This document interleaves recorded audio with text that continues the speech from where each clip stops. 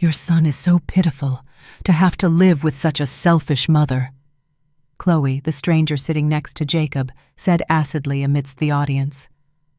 I was stunned into silence.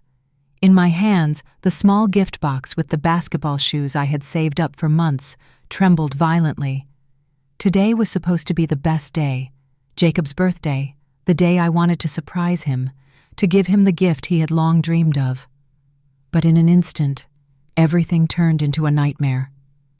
Jacob sat there, his face hesitant, his eyes flickering. I clearly saw the confusion, even doubt in his eyes. The entire stand seemed to fall silent, then buzzed. Glances of pity, scrutiny, and suspicion began to turn towards me. I clenched the box in my hand, feeling as if thousands of knives were piercing my heart. Why would a stranger dare to ruin the sacred moment between me and my son? But I didn't expect. That was just the beginning. What Chloe did next not only embarrassed me, but also almost took away my only son. I am Nancy, 38 years old, a single mother. My life is summarized in 2 words: making a living. I worked as a cashier in a supermarket during the day and took on extra cleaning jobs at a small eatery at night. My back always ached, my hands were calloused, but I never allowed myself to stop. Because I had only one reason to live: Jacob, my 14-year-old son. I clearly remember the day my husband left. Jacob was only 8, and he asked me tearfully, "Mom, where did Dad go? Is he coming back?" I bit my lip until it bled, holding my son tightly. "It's okay, honey. From now on, you only have Mom." From that day on, I vowed that no matter how hard it was, I would raise Jacob into a good person. Every morning, when I saw him sleeping soundly with his innocent face, I found new strength. I didn't need luxurious happiness, only for my son to grow up in love. But life isn't easy. How many times I secretly hid my tears because I didn't have enough money to buy Jacob a new pair of sneakers. He grew quickly, his shoes worn thin, torn on the sides, but he still smiled. "It's okay, Mom. These shoes are still usable." Jacob's resilience made me both love and hurt him even more, and that's what made me determined, at all costs, to give him a gift he deserved. Jacob was different from other children his age from a young age. While his friends often dreamed of being superheroes or famous singers, my son had only one simple dream: to become a basketball player.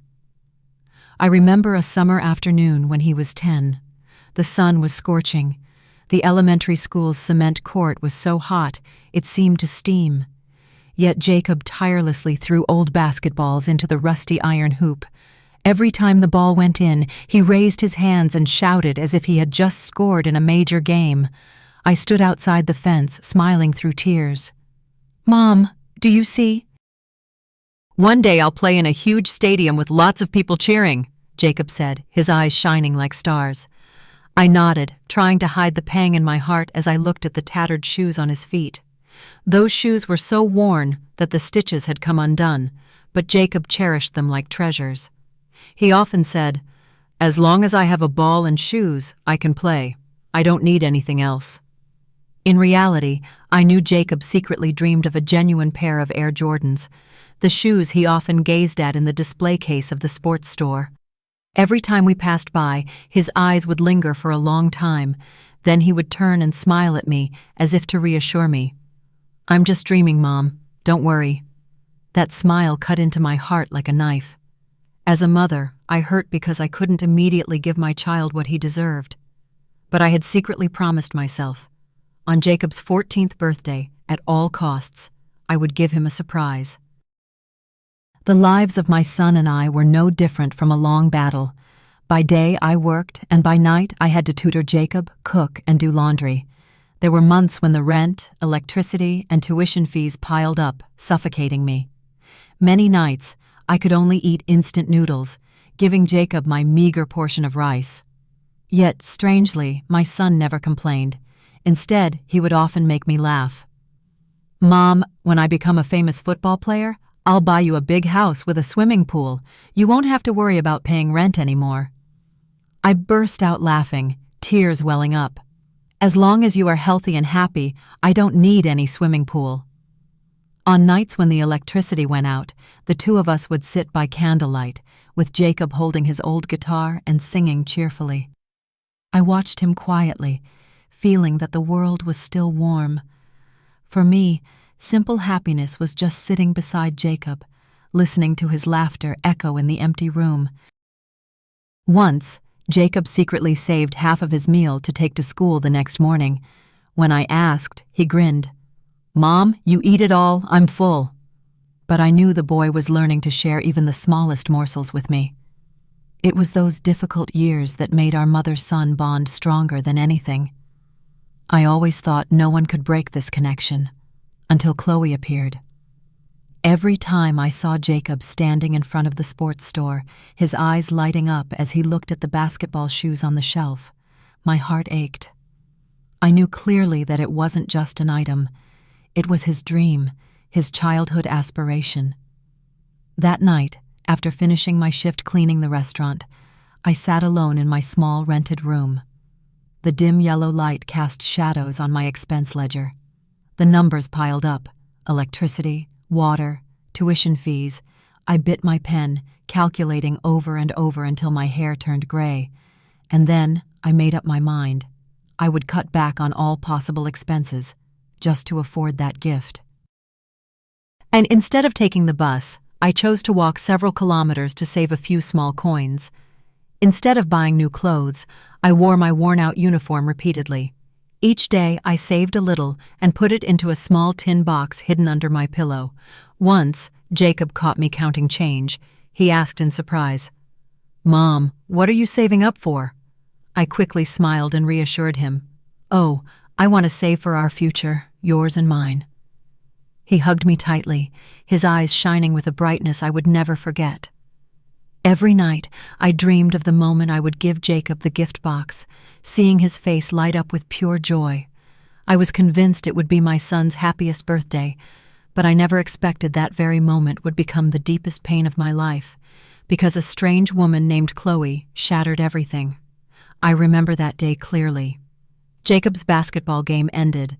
The crowd rushed onto the court cheering. The atmosphere was lively. I clutched the gift box tightly, my heart pounding, ready to surprise my son. But as I got closer, a strange woman was already sitting next to Jacob. She wore a light blue dress, had a sweet smile, and her eyes sparkled as if she genuinely cared about my son. I paused for a moment. Who was she? Why was she next to Jacob? Chloe, as I later learned her name, started with gentle conversation, asking Jacob what he liked, complimenting his great game, even giving him a bottle of cold water. Jacob, being a kind child who lacked attention from adults other than his mother, immediately felt at ease. I walked closer and smiled politely. "Excuse me, who are you?" She smiled brightly. "Oh, I'm just a spectator. Coincidentally sitting next to your son. He's so cute." The words sounded normal, but the way Chloe looked at me, her assessing gaze, as if trying to scrutinize every wrinkle, every simple outfit I wore, sent a chill down my spine. Jacob, in his innocence, didn't notice. He eagerly told Chloe about his basketball dreams, about the games he longed to play. Chloe tilted her head, listening intently, nodding with interest. Watching this, I was happy that my son had someone to encourage him, but a vague sense of unease also arose, because I clearly felt this woman was not just a casual spectator. She entered our lives so naturally, so smoothly, as if she had been waiting to insert herself. Little did I know, it was from that sweet smile that a dark series of days for Jacob and me began. In the days following the game, I noticed a change in Jacob. He talked to me less, often stared blankly at his phone, sometimes smiling to himself. I was momentarily surprised, but then when I accidentally saw the name Chloe appear on the screen, my heart sank. Chloe? How did she get my son's number? One evening, I asked indirectly, Jacob, Mom sees you've been talking to someone named Chloe lately. Who is she? Jacob gave a forced smile. Oh, just a good friend, Mom. She cares about me, asks about my studies. I was speechless. A good friend? We weren't even close. Why did she have the right to interfere in my son's life like that? From then on, cracks began to appear. Chloe skillfully sowed seeds of sarcasm disguised as concern in Jacob's mind. I knew it, because I overheard it once myself when I went to pick Jacob up after practice. Chloe leaned down and spoke softly to Jacob, but loud enough for me to catch. Such a lovely boy, and yet he has to wear those worn-out shoes. It's a pity. If it were another mother, she would have sacrificed everything for you to have it all. Hearing that felt like a slap in the face. Jacob remained silent, just gave a weak smile, but I could clearly see the waver in his eyes. I stepped forward, awkwardly pulling my son away, my heart burning. Later, I discovered Chloe had also sent Jacob links to expensive basketball shoes with the message, "You deserve better things. Don't let anyone make you think you're not worthy." Day by day, Jacob grew more distant. The boy who used to hug me and whisper about school now often blurted out, "Mom, are you being too thrifty? I don't need to eat so frugally." Or worse, "If Dad were still here, I'd probably have everything." Those words pierced my heart like daggers. I knew Jacob wasn't to blame. He was just being manipulated. But the feeling of losing my son's trust, of being replaced by a stranger, left me breathless with sorrow. I started paying closer attention. Chloe would show up unexpectedly at basketball practices, at school, even in the neighborhood. Each time she'd pretend to care about Jacob, while her eyes would flick towards me with defiance. I understood. This was no longer a coincidence. Chloe was deliberately inserting herself, and step by step, she was sowing doubt, breaking the sacred bond between Jacob and me. One afternoon, I came home from work to find Jacob curled up in his room, his face unusually somber. I knocked gently and asked, "Son, what's wrong?" He didn't look at me, just quietly held out his phone. On the screen was a photo of a designer clothing shopping receipt costing nearly $500. In the corner of the receipt, the sender wrote, "Nancy bought this for me, but I don't have money for Jacob's shoes. Is that fair?" Signed, Chloe. I was stunned. A fake receipt, so blatantly false it made me choke with anger. I had never set foot in that store. Where would a luxury shopping spree come from? But for Jacob, a growing boy craving a pair of basketball shoes, that picture was like a knife cutting through his trust. "Mom, did you really spend money on yourself?" Jacob's voice trembled, but his eyes held disappointment. I quickly took his hand. "Honey, that's fake. I never did that. Every cent I earn is for you." But Jacob pulled his hand away and turned his back. That distant look hurt me more than 1,000 lashes. To make matters worse, Chloe was more cunning. Another time, she sent Jacob a video clip from a restaurant's camera, edited to show me receiving tips from customers and pocketing them. Chloe added a message. "Your mother always talks about sacrifice, but the truth is different. Don't be fooled." I was beside myself. It was true I received tips, but they were my legitimate earnings. I submitted them all to management. Yet in the edited clip, my actions were twisted into a scene of stealth and greed.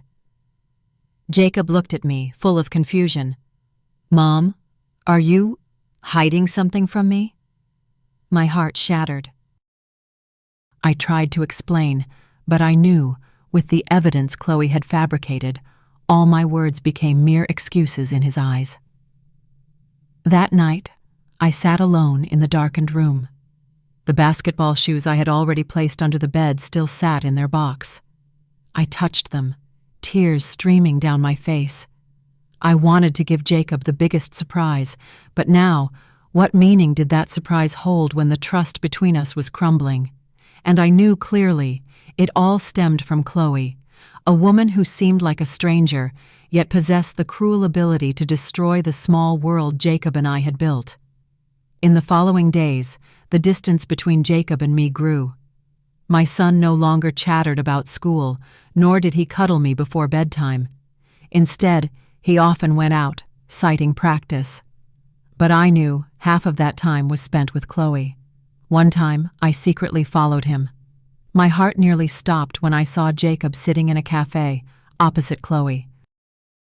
She leaned forward, speaking to Jacob in a gentle tone, her hand resting on his shoulder like an intimate mother.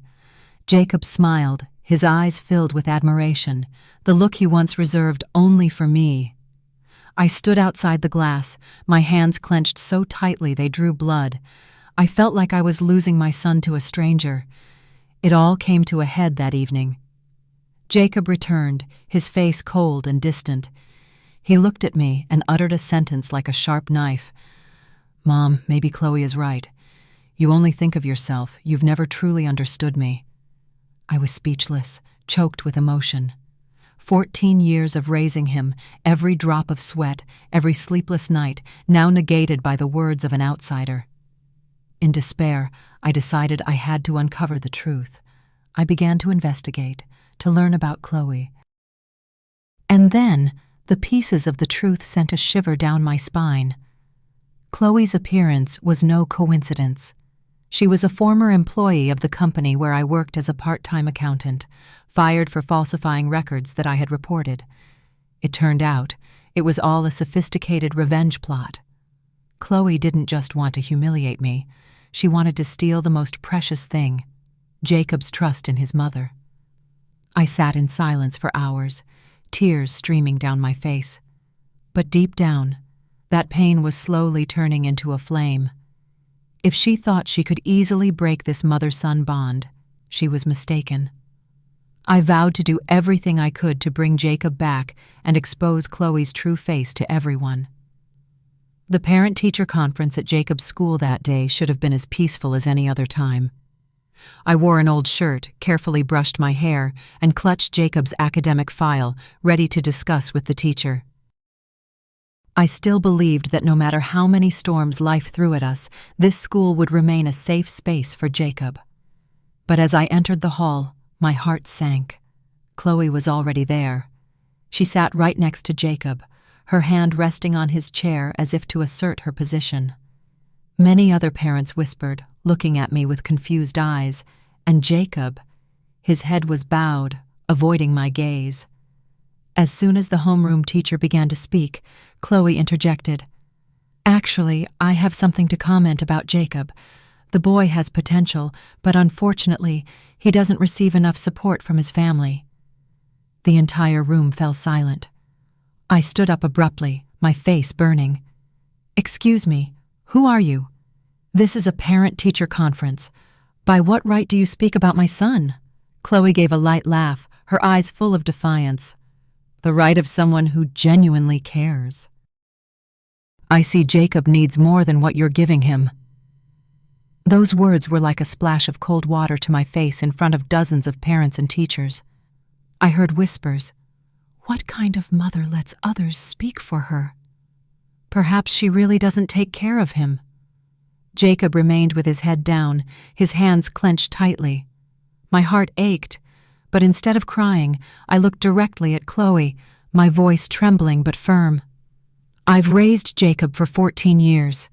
Every drop of sweat, every dollar I earned was for him. Don't think you can replace me with a few sweet words." The atmosphere in the room was tense. Some parents looked at me with sympathy. Others shook their heads in doubt. Chloe still smirked, but I knew this public battle had only just begun. Before I could even sit down, Chloe stood up, her voice sweet but loaded with implication, addressing the entire hall towards me. "I don't want to interfere in anyone's private affairs, but there are things I've witnessed that make me truly worried about Jacob. A well-behaved, talented child, but he has to live in poverty and is even sometimes neglected." The room buzzed. I froze, my whole body trembling. Neglected? I had sacrificed everything. Every dollar earned was for Jacob. How could she fabricate such blatant lies? Chloe took a few papers out of her bag. I recognized them immediately. the fake receipts she had previously sent to Jacob. She held them up for everyone to see. Here, I happened to find out. While Jacob has to wear worn-out shoes, his mother spends nearly $500 on designer items. A mother like this, is she worthy of her child's trust? The whispers intensified. One parent shook her head. Unbelievable. Another pursed her lips. Poor boy. My face turned pale, my heart pounding erratically. I lunged forward, snatching the paper from Chloe's hand. This is fake. I've never spent money like this. This is fabricated evidence. Chloe still smiled, shaking her head in feigned pity. Nancy, you can fool outsiders, but the truth is Jacob saw it. I'm just speaking on his behalf. The entire hall turned their eyes towards Jacob. My son was flustered, his face flushed red, not daring to look up. I clearly saw the confusion in his eyes, his faith wavering. The sight tore at my heart. Another mother whispered, "We should reconsider, as this child is being negatively affected." I almost cried out, "No one loves and protects Jacob more than I do. Don't let an outsider fabricate stories and ruin my mother-son relationship." The atmosphere in the hall became thick. Some teachers frowned, demanding order, but doubtful glances still surrounded me. Chloe smiled victoriously, her eyes glinting with satisfaction. I realized that in this public battle, she had one step ahead of me, using lies to sow doubt in everyone's minds, and worst of all, in my own son's. I clenched the fake bill in my hand, my chest heaving. If I remained silent, Chloe would have an excuse to trample on my reputation further. I took a deep breath, looked her straight in the eye, and enunciated each word. "Chloe, you want to portray me as the villain in front of everyone, but I won't allow it. You claim to care for Jacob? Then you care by fabricating lies, by creating false evidence to slander his mother?" The entire hall was shaken. Chloe paused for a moment but immediately regained her composure, chuckling dismissively. "I am merely presenting the truth. If you are innocent, why should you be afraid?" I turned to all the parents, my voice trembling but resolute. For 14 years, I've worked 2 jobs, with no days off, just to provide for Jacob. I've never bought myself a new dress, never set foot in a designer store. You can believe this forged piece of paper, but Jacob knows who he grew up relying on through sacrifice. I looked towards Jacob, my eyes pleading. My son looked awkward, his hands clenched. I saw that he wanted to speak, but Chloe's lies were like a chain binding him, making him choke on his words. A teacher stood up, cutting through the stifling air. "Please, everyone, calm down. This is a parent-teacher meeting, not a courtroom. But I also want to be clear. Jacob is a diligent student, well-raised. No one has the right to insult his mother with unverified rumors." Those words made several parents nod. Their gazes softened, no longer so harsh. I seized the moment, my voice growing stronger. If Chloe truly cared, she would let my son and me resolve this with the truth, not with such a despicable ploy. And before everyone today, I affirm, I am Jacob's mother, and I will always be his sole support. Scattered applause broke the suffocating silence. Chloe forced a smile, her eyes darkening for a moment, but she still tried to appear calm. I knew I hadn't won, but at least, in this first public confrontation, I had stood my ground, and I also understood. Chloe would not stop. Her next attacks were sure to be more vicious. I hadn't even recovered from the stressful parent-teacher meeting when one morning the door to my rented room was knocked on fiercely. When I opened it, I saw 2 men in neat suits holding thick files. "Are you Nancy? This is a summons. You are accused of child abuse and neglect." It was as if lightning struck me. A summons. Abuse. Neglect. I shakily took the stack of papers, my vision blurring with the bold print. The accuser was none other than Chloe Anderson. My entire body went limp. How could a stranger so brazenly accuse me of such terrible crimes? But even more horrifying, within the file, Chloe had already prepared evidence, a photo of Jacob eating alone in a dark room, taken secretly through the window. A copy of a spliced video clip of me receiving tips at the diner, false witness testimony claiming Jacob was often heard crying from hunger. I threw the papers onto the table, my chest tightening. It was all fabricated, but so cleverly arranged, enough to convince anyone who didn't know me. That evening, Jacob looked at me quietly, his eyes filled with both worry and confusion. I knew Chloe must have whispered to him that his mother was about to be punished by the law. I clutched my face and sobbed, but the tears quickly dried. This was no longer just a fight to regain Jacob's trust, but a life-or-death legal battle. If I lost, I would lose my son forever. I stood up, wiped away my tears, and picked up my phone to call an old friend, a lawyer named Mark Evans. My voice trembled, but was firm. "Mark, I need your help. This is no longer a personal matter. I have to prove my innocence and expose the person who wants to destroy my family." Mark Evans, an old friend from law school, now a seasoned lawyer. As soon as he read through the file, he frowned. "Nancy, this is a blatant fabrication, but she prepared quite thoroughly. If we don't have contrary evidence, the court could easily believe these accusations." I asked shakily, "What should we do, Mark? I can't let them take Jacob away from me." Mark looked at me with determination. "We will counterattack. Every piece of Chloe's evidence has a loophole. I'll show you." He spread the file out on the table. Photo of Jacob eating alone in a dark room. Mark pointed out the detail that the light in the photo came from outside the window, proving it was a candid shot. He said, "We can request an examination of the metadata in the original file. It will reveal the time and device used for the photo. That's an invasion of privacy." The video clip of me receiving tips, Mark rewound and played it, then stopped at a frame where the hand of the person filming was reflected in a wall mirror. He tapped lightly on the screen. "Here, this is the proof. They spliced it to make receiving legal tips look like greed. As long as we get the original footage from the diner, we can turn the tables." False witness testimony. Mark shook his head with a wry smile. "This witness claims to have often heard Jacob crying from hunger, but cannot provide specific dates and doesn't live nearby. Testimony like this won't hold up." I sat there, both relieved and trembling. For the first time in weeks, I felt I wasn't alone. Mark held my hand, reassuring me. "Nancy, you have to be strong. The court won't just go by fake documents. What matters is that we can prove your love for Jacob is real, down to the smallest detail."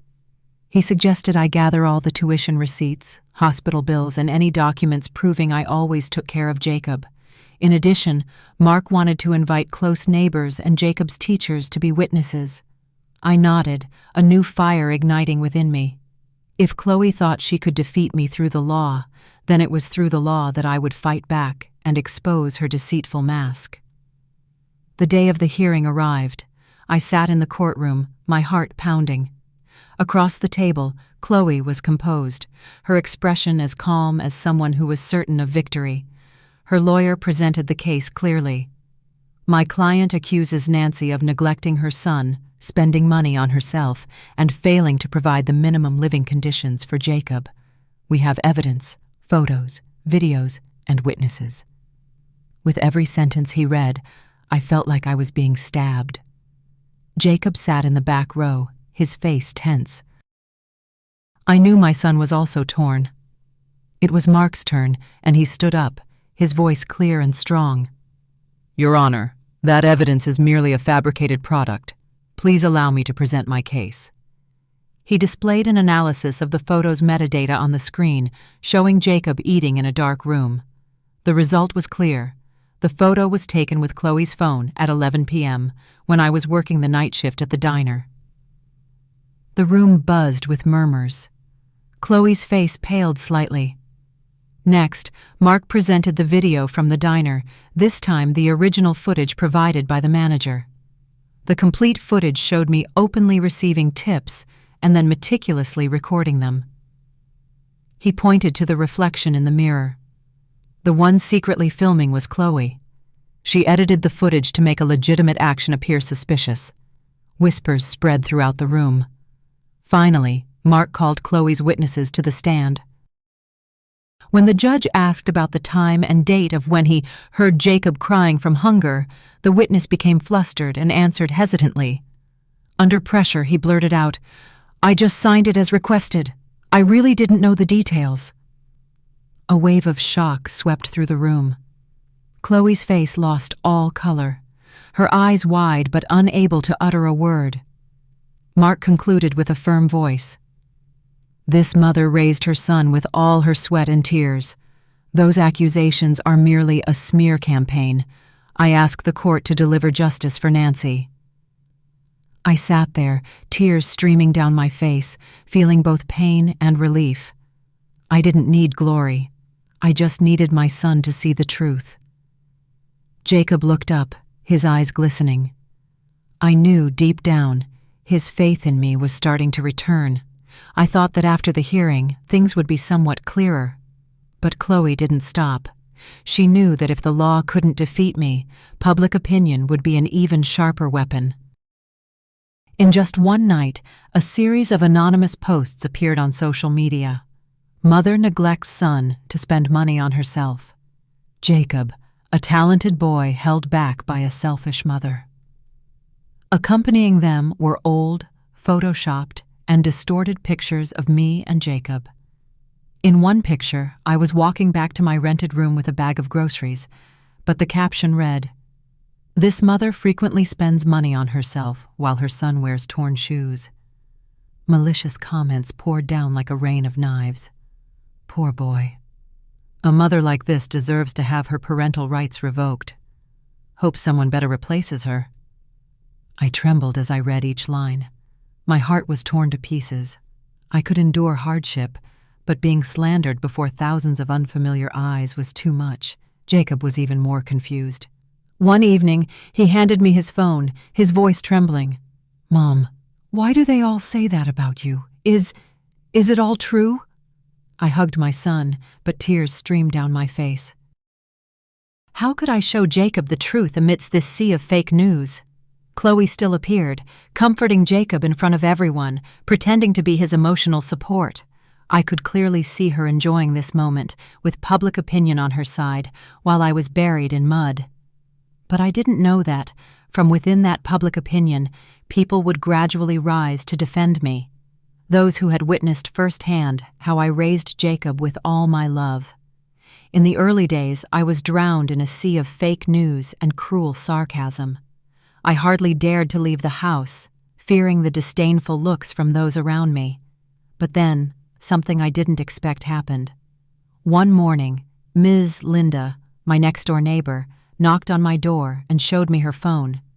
On the screen was a new post on social media. "Nancy, the mother who works 3 shifts to raise her son to success." The post included pictures Miss Eyes. Linda secretly took of me returning home late at night, exhausted but still carrying a bag of cheap food for Jacob. "I couldn't stand seeing them say false things about you. I will speak up about the truth I witness every day." Linda clasped my hand tightly. Not long after, Mr. Johnson, Jacob's gym teacher, also wrote a post. "Jacob is one of the most diligent and polite students. I know that behind him is the nurturing of a wonderful mother. Whoever slanders Nancy is wrong." The post spread rapidly, and numerous other students and parents commented, "That's right. I've seen Nancy waiting for Jacob in the rain to take him home. Jacob has always been well behaved. That couldn't come from an irresponsible mother." Each testimony was like a ray of light piercing the darkness. Public opinion began to divide. If before everyone had pointed their sharpest arrows at me, now a multitude of fair voices were gradually siding with me. Chloe was furious. She created more fake accounts to counterattack, continuing to spread defamatory information, but the more she tried, the more her falsehoods were exposed. People began to question, why is it that only Chloe speaks ill of Nancy, while everyone who has truly interacted with her affirms the opposite? Jacob watched quietly. I caught him sitting in front of the screen, his eyes brimming with tears as he read comments defending his mother. I knew the layer of doubt in his heart was slowly melting away, but Chloe wouldn't let go easily. She decided to launch a final public opinion attack, the most vicious one aimed directly at my honor and my motherhood. I thought everything was starting to clear up as neighbors, teachers, and friends began to stand by me. But Chloe refused to give up. She released a public opinion bomb that shook the entire community. One evening, social media was flooded with a video. In it, I appeared at a restaurant, harshly scolding a young employee. Chloe attached a message. "Is this the mother you are protecting? Someone violent, out of control, and who takes out all her stress on others. If she treats her employees like this, how do you think she treats Jacob when the door is closed?" A storm of indignation erupted. "Unbelievable. She still has the audacity to act so kind. The poor child, he must be scolded often. A mother like this should have her parental rights revoked immediately." I felt my body go limp, clutching my head in despair. That video was real, but it had been maliciously edited. That day, I hadn't yelled at my employees. I was just urgently calling out when I saw cooking oil spilling near the stove, fearing an explosion. But Chloe had cleverly cropped out the dangerous scene, keeping only the part where I was shouting, turning me into an aggressive person. Jacob looked at me, his eyes hesitant. I clearly saw the fear and confusion in his eyes. My heart ached. Lord, how can he believe me? The following days were hell. When I went out, I received contemptuous glances. Some people hurled vicious words, an evil person pretending to be a saint. I returned home, collapsing at the door, feeling like the whole world was against me. Chloe, however, was different. She appeared online, feigning righteousness, proclaiming, "I am doing this for no personal gain. I only want Jacob to have a better life. Let the public speak up to protect this boy." Her words were like a spark, igniting the crowd's fury. I was cornered. All my efforts to protect my reputation and keep my son were now at risk of shattering because of one edited video. But in that moment of desperation, I understood. To survive, I couldn't just defend myself. I had to counterattack more fiercely, right where Chloe thought she was invincible, in the light of justice and before the eyes of the public. On the day of the official trial, the sky was gray and heavy, mirroring my mood. I walked into the courtroom, my heart pounding, my hands ice cold. Before me stood Chloe, in an elegant dress, exuding confidence as if victory was already hers. She smiled faintly, her eyes sweeping over me, cold and challenging. Jacob sat in the back row, his face tense, his eyes heavy with unspoken emotions. My son hadn't fully sided with me, nor did he have the courage to stand against Chloe. That hurt and scared me. The judge banged his gavel and the trial began. Chloe's lawyer stood up, his voice firm. "Your Honor, we have ample evidence that Nancy is an authoritarian mother, emotionally abusive and neglectful of her son. This child has suffered enough. Chloe Anderson, the woman sitting here, is the one who truly cares for and protects Jacob." The courtroom buzzed. I heard the familiar murmurs, the heart-piercing judgments like daggers. It was Mark's turn, my lawyer. He stood up, his gaze unwavering. "Your Honor, the accusations are nothing but a deceitful play. My client, Nancy, is a mother who has dedicated her entire life to her son. We will prove that every piece of evidence presented by the opposing side has been edited, fabricated, and staged."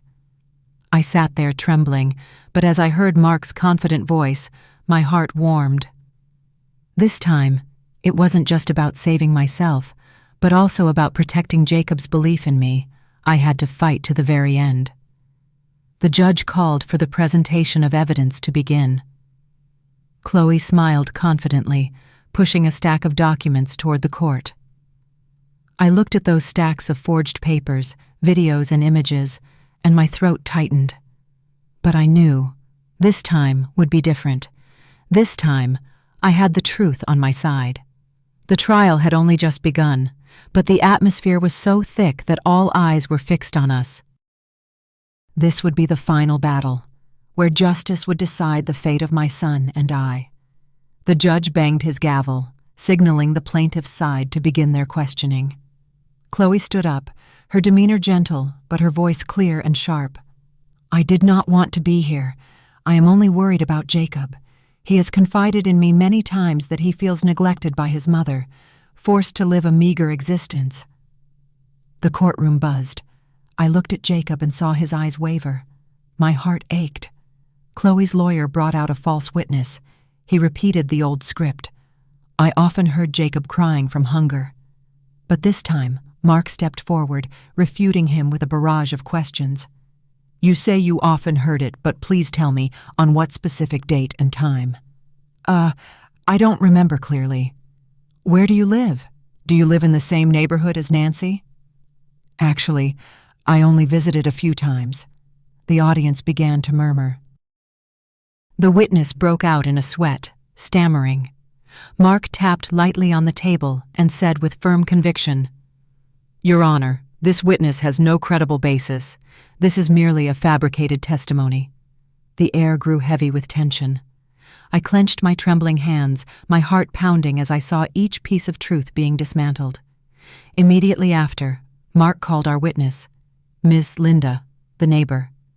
She stepped onto the stand, her voice choked with emotion. "I have lived next to Nancy for many years. I saw her come home from work late at night, exhausted but still bringing food back for Jacob. Many times I even heard them laughing loudly in their small room. Nancy never neglected her son. On the contrary, she sacrificed so much that I often shed tears." Many people in the room nodded, their expressions changing. Chloe clenched her fists, trying to remain calm. Next, Mr. Johnson, Jacob's gym teacher, took the stand. He spoke with a clear voice. "Jacob is a polite, hard-working boy with clear aspirations. I am certain that this is the result of his mother's patient guidance. Anyone who met Nancy knows she never shied away from sacrificing for her son." The atmosphere in the room gradually shifted in my favor. I turned and met Jacob's gaze. His eyes were red. I saw in his eyes that hope was beginning to return. Not stopping there, Mark presented the original video footage from the diner, showing me in a panic, urging the staff to clean up spilled oil near the kitchen. The audio was clear. "Quick, wipe it up. The oil is near the fire. It's dangerous." The audience gasped. The image of me, from a fierce person in an edited clip, suddenly transformed into a woman worried about the safety of others. Chloe's face turned pale. She looked around, seemingly searching for an escape, but all eyes were now on her. No longer eyes of trust, but of suspicion and contempt. I sat there, tears welling up. For the first time after a long period of being slandered, I felt justice beginning to speak. The courtroom was dead silent. Everyone's gaze was fixed on Chloe, whose truth had just been exposed. She tried to maintain a smile, but her eyes were darting, the corners of her lips trembling. The judge adjusted his glasses and struck the gavel 3 resounding times. His voice was deep and clear. After reviewing all the case files, evidence, and testimonies, the court concludes the evidence provided by the plaintiff, Ms. Chloe Anderson, was all edited, fabricated, and has no legal validity. Conversely, my client, Nancy, has proven her love and responsibility towards her son. Chloe Anderson will be held accountable for defamation and damaging another's reputation. A wave of murmurs erupted throughout the room. I was stunned, tears streaming down my face. My shoulders trembled, not from fear anymore, but from relief after months of being pushed to the brink. Mark squeezed my shoulder gently and whispered, "Justice is on your side, Nancy." I turned to look at Jacob. My son jumped up from his seat and ran to hug me tightly in front of everyone. He sobbed, "I'm sorry, Mom. I doubted you before. But now I know you're the only one who's always been there for me." I hugged Jacob tightly, feeling all the pain dissolve, leaving only a choked happiness. And Chloe? She stood there like a statue, her face ashen. The spectators whispered their criticisms. So she was the one fabricating things.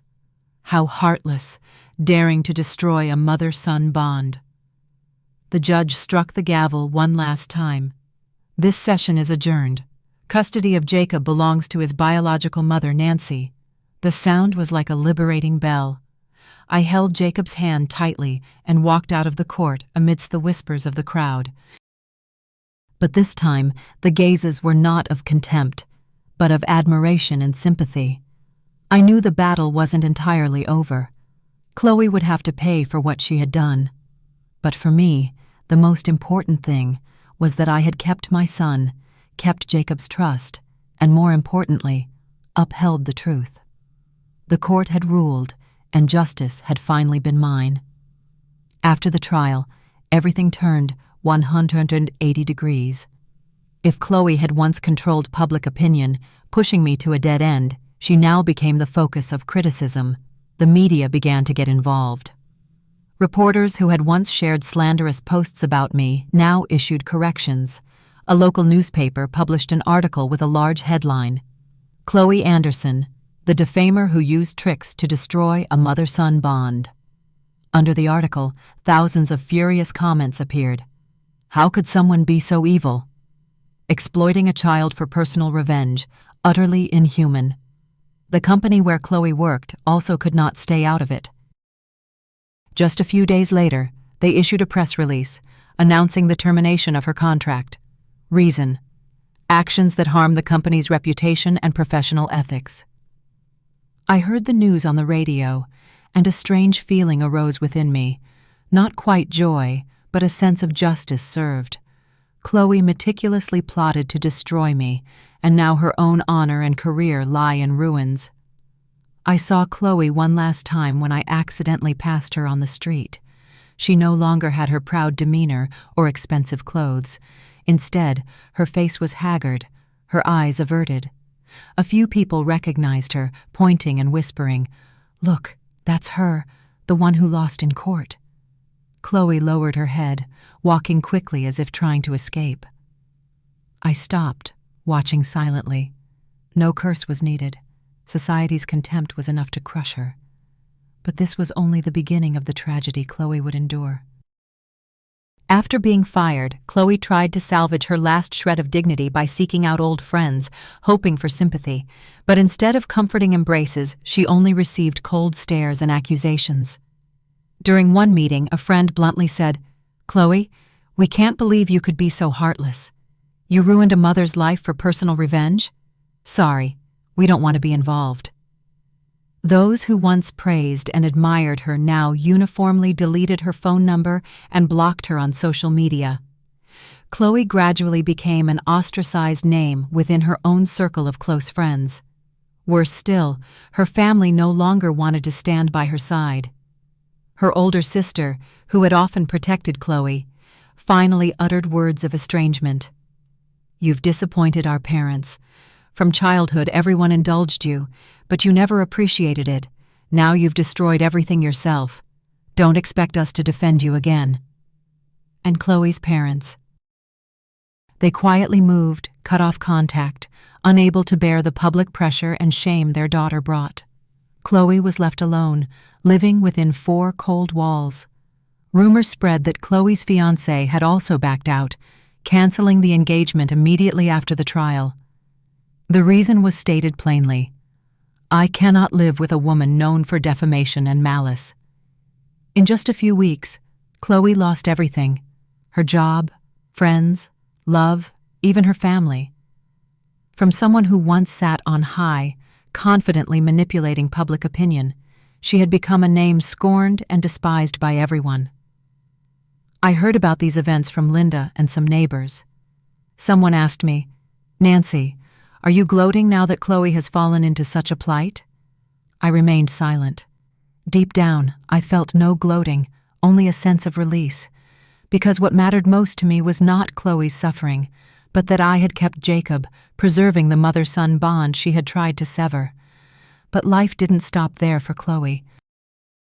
After losing all her honor and familial ties, she had to face the bitterest truth.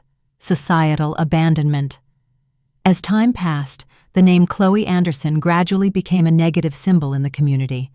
Whenever fabricated incidents or false rumors spread to ruin others were mentioned, she was used as a prime example. No company would hire her. Job applications were rejected as soon as employers searched Chloe Anderson online and found a flood of articles about the trial. Chloe, once an office worker with a stable income, now drifted from one job to another, serving food or cleaning, but could only last a few days before being fired for not wanting to be associated with someone notorious. Friends turned their backs, family abandoned her, her career was shattered. Chloe fell into destitution. I heard she had to move into a dilapidated rented room in the suburbs, living off her meager savings. Whenever she went out, she wore a sloppy hat, covering her face, afraid of being recognized. But the more she hid, the more shame clung to her. Even worse, the online community wouldn't leave her in peace. Occasionally, someone would repost old edited videos with a sarcastic caption. "How is the fake news spreader doing now?" The comments below were filled with mockery. "Serves her right. The price of wickedness." Chloe gradually became gaunt, her face hollowed, her eyes vacant. From someone who once sat with a straight back and sharp eyes, she was now just a dejected shadow in the crowd, unnoticed by anyone. Once, Linda mentioned that she had stumbled upon Chloe on the street. She was sitting alone on a park bench, wearing a worn-out coat, her shoes tattered, her gaze fixed on nothing in particular. Beside her was a half-eaten bag of cheap bread. No pride remained, only a pitiable solitude. And that was the just desserts. Chloe had plotted and schemed to destroy the mother-child bond between my mother and me, but in the end, all she received was rejection, humiliation, and a miserable life. I heard about it, but I didn't smile, nor did I feel any glee. I only felt a sharp pang of sadness in my heart. Because sometimes the wicked destroy themselves without needing anyone to retaliate.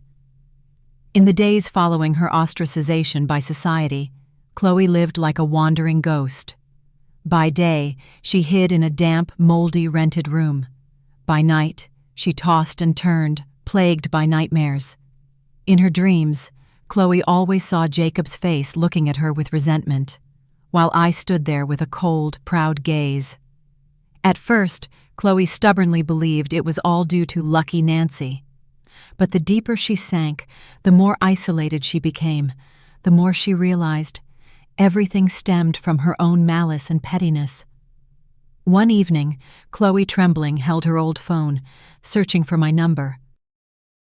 The screen was blurred by the sweat on her hands. She typed out a long message. "Nancy, I was wrong. I was too hateful, too selfish. I shouldn't have interfered between you and your mother. I just want to ask for your forgiveness. If possible, let me see Jacob one last time, so I can apologize." Chloe pressed send, then waited in silence. Her heart pounded, hoping for some miracle, but the screen only displayed one cold line. Message blocked. She dropped the phone, her shoulders shaking, tears streaming down her face. For the first time in years, Chloe saw herself as small and pathetic. No longer public opinion to manipulate, no one to cheer her on, only the stark truth. She had destroyed her own life. In the sleepless nights that followed, Chloe began to write a diary, each word scrawled as a way to unload her torment. "I was wrong. I want to atone. But is there anyone in this world who can forgive someone who has caused so much suffering like me?" After her message was blocked, Chloe fell into a state of panic. She lost her appetite and sleep, her face hollowed, dark circles under her eyes. Every night, Chloe would jolt awake from nightmares. In her dreams, Jacob stood in the middle of a basketball court, worn-out shoes on his feet, looking at her with icy eyes. "You ruined everything. You stole the trust between my mother and me." Then I appeared behind him, embracing Jacob. I turned to Chloe and uttered just one sentence. "Justice has chosen our side." Then both of them slowly faded away, leaving Chloe standing alone in the endless void. Each time she would cry, curling up in the darkness. In despair, Chloe tried one more time. She wrote a letter by hand, trembling as she sent it to my old address. The letter was filled with words of self-reproach. "Nancy, I know I don't deserve it, but please, give me one chance. I have no friends, no family, no job. I just want to say, I am truly sorry. Let me see Jacob one time, just so I can apologize." The letter was sent, but weeks passed and Chloe received no reply. Until one day the postman returned the envelope with a note. Addressee refused. Holding the returned letter, Chloe sobbed uncontrollably. In that moment, she truly understood. Not everyone can undo their mistakes. Not every wound can be healed. Some mistakes, once made, leave no room for forgiveness. Day after day, Chloe was consumed by torment. Every step outside was torture, subjected to the scrutiny and pointing fingers of the world. And upon returning to her rented room, darkness and silence enveloped her, an invisible sentence that would never end. Chloe began to wonder, is this the harshest punishment? Not imprisonment, but to be turned away by the entire world, to be tormented by my own conscience to the extreme. That winter, the city was colder than ever. In the damp, cramped room, Chloe shivered on the old bed, the torn blanket insufficient to cover her. Outside, the wind howled, while inside, the thick silence seemed to suffocate her breath. She drifted off in exhaustion, and the nightmares returned. In her dream, Jacob stood right in front of her, wearing shiny new basketball shoes, smiling radiantly at me, not at Chloe. The scene repeated itself as a form of punishment. Each time Jacob turned away, Chloe cried out in despair, "Jacob, please listen to me. I'm sorry. Don't abandon me." But no one heard. My laughter and Jacob's echoed, fading into the distance, leaving Chloe alone in the endless darkness. When she woke, her pillow was soaked with tears. Chloe sat in a daze, her eyes vacant. Everything around her was now emptiness. No family, no friends, no job, no honor. Only one thing remained: belated regret. She picked up her pen countless times, writing more letters that were never sent. If I could go back, I would never sow lies. Nancy, Jacob, please forgive me, even if only in my dreams. But these letters piled up, gathering dust in the musty room, never to be read by anyone. In the end, Chloe was left with only herself and the whispers of the past. She began talking to the emptiness, confessing her wrongdoings as if hoping heaven would hear. I was wrong, but it's too late, isn't it? No one answered. The whole world had abandoned Chloe, but the greatest punishment lay within her own mind, living each day in endless torment, haunted by dreams of Jacob and Nancy, those she had tried to destroy, but ultimately destroyed herself.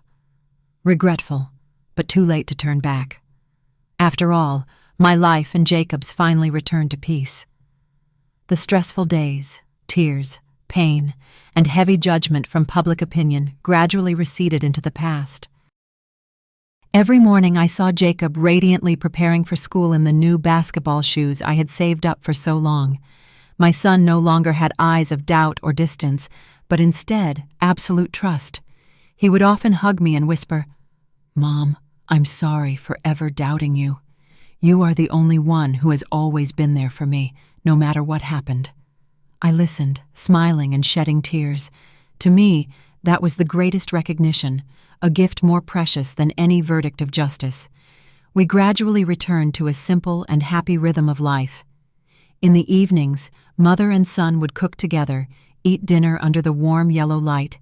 Then Jacob would tell me about his day at school, and I would listen as if wanting to remember every word. These moments were small, but after so many tribulations, I found them to be exponentially more sacred. On some weekends, I would take Jacob to the basketball court. Watching my son run, jump, and score amidst the cheers of his friends, my heart swelled with pride. I knew his journey ahead would be long, but as long as I could, I would always be by his side, a strong support for him. I no longer feared gossip, nor did I tremble before public opinion. Because I had understood one thing clearly. True love doesn't need to be proven with words, but is etched in actions, in every drop of sweat, in every silent sacrifice. And that love, Jacob finally saw. Time passed, and Jacob grew more mature. He wasn't only a good student, but also shone brighter on the basketball court. Every time the school organized a tournament, I would sit in the stands, my heart pounding as I watched my son score. Jacob's eyes would always find me, his radiant smile seeming to say, "Mom, I did it." Seeing my son like that, I felt all my sacrifices were worth it. So many nights of exhausting work, so many times tears fell in silence, all had now turned into sweet drops of honey. Jacob's thoughts became more mature. One time after a game, he held my hand tightly and said seriously, "Mom, when I succeed in the future, I don't just want to buy you a house. I want you to live your own life, happy, free, and no longer having to struggle." That sentence made my heart tremble. I realized Jacob was no longer the innocent boy he used to be. He had become an understanding young man, capable of love and gratitude. From then on, I found new meaning in my life. I began participating in volunteer groups for single mothers. I shared my story about the days of being slandered, of being drowned by public opinion, but still overcoming it with resilience. I wanted to instill in them the belief, even if the world turns its back on you, as long as you hold on to your love for your child, justice and happiness will eventually find you. Whenever I stood before desperate women, seeing hope flicker in their eyes after I spoke, I felt my life truly had meaning. I was no longer just Nancy, the struggling single mother. I had become Nancy, the woman who rose after the storm, capable of giving strength to others. Jacob witnessed all of this, and it was precisely this that helped him grow in love, in lessons of compassion and resilience. I knew that both my son and I were being reborn, finding a new life after a dark period. One late afternoon, Jacob and I sat together on a park bench. The sun was setting, the last rays of the day stretching out, warm like an embrace around us. Jacob leaned his head on my shoulder, his voice gentle. "Mom, I'm so happy. Not because of the shoes, not because of the games, but because I always have you by my side." Hearing that, tears fell from my eyes, but they were tears of peace. So many storms had passed, and I understood clearly. We had fought and won, not just in court, but in the trust of my own son. I replied softly, "Son, remember one thing. True family isn't about blood ties, nor is it about someone sitting beside you pretending to care. Family is the one who always stands by you, even when the whole world turns its back." Jacob nodded and hugged me tightly. In that moment, I knew we had found the peace we had longed for.